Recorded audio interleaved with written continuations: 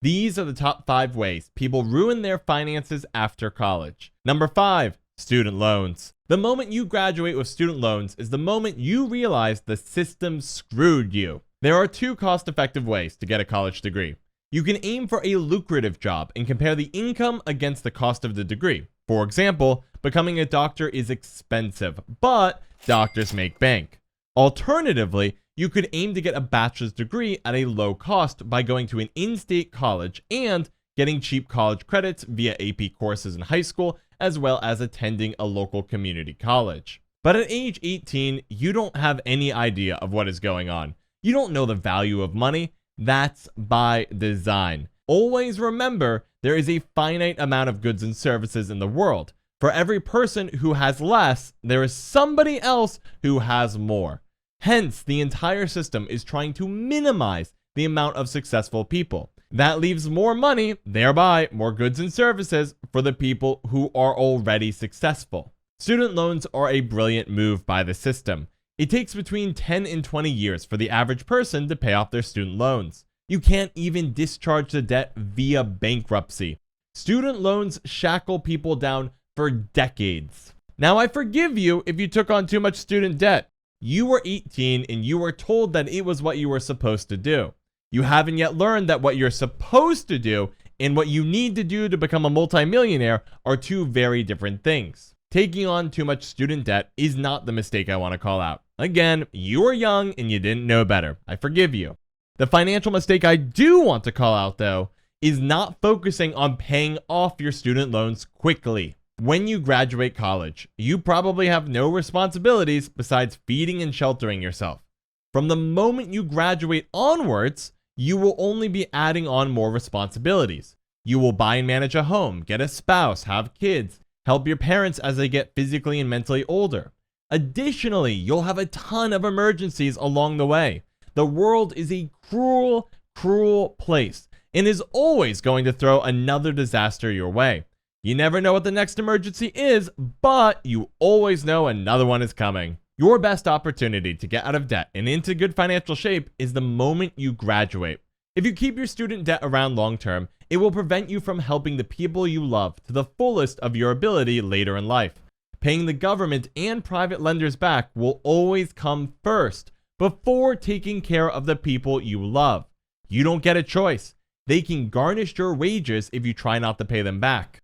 Imagine how painful it will be sending money to these greedy lenders while your loved ones need help.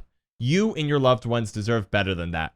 Pay off the student loans as soon as possible. Now, student loans by themselves aren't enough to cripple most people's finances. Therefore, another debt opportunity needs to be offered. Credit cards are supposed to be the greatest thing of all time. They're basically free money, cash back on everything, airline points, Uber Eats discounts. What's better than cash back on Uber Eats? Being a multimillionaire. Being a multimillionaire is better. Unfortunately, most people don't realize that they're choosing between credit cards or being rich. They just trust the commercials, full of smiling people who are so happy all of the time as they swipe their credit cards. Swipe and spend to find happiness. I'm sure that's gonna go great. Let's look at the facts. Over 50% of people who had an income under 100K carried a bounce on their credit card last year. The maximum credit card reward people can reasonably expect is 2% cash back. The average interest rate is around 20%. Just carrying a bounce on your credit card for a single month can easily wipe away a year's worth of credit card rewards. Carrying the bounce for an entire year can easily wipe out a decade's worth of rewards. Carrying a bounce long term can easily financially ruin you and your family for the rest of your life. This is why the system tries to get every 18-year-old a credit card as fast as possible. You should only get a credit card after getting into a strong financial position, where you have a massive emergency fund. That way, when a crisis appears, you never have to take on credit card debt. Of course, you can always choose not to have a credit card, which is the financially correct choice for most people. The third financial mistake is living somewhere you can't afford. Unless you get the incredibly lucrative opportunity to live back at home, you'll need to rent a place. Every single penny you spent renting is money you'll never get back. If you want to maximize your money, pick a safe, cheap place to rent. That typically means you need to compromise on the amount of space you rent, your commute, and or whether you have a roommate. The less you pay to a landlord, the more you get to keep for yourself. Additionally, later in life, you'll have more money to spend on people you love. By sacrificing today, you'll be far happier in the long run. Mistake number 2 is what is known as keeping up with the Joneses.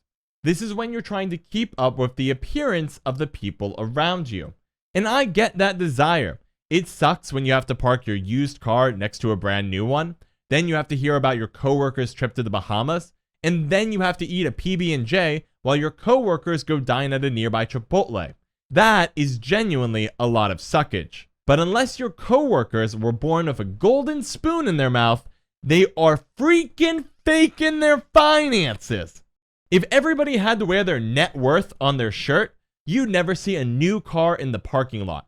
Whole Foods wouldn't have any customers. The shelves at Goodwill would be empty.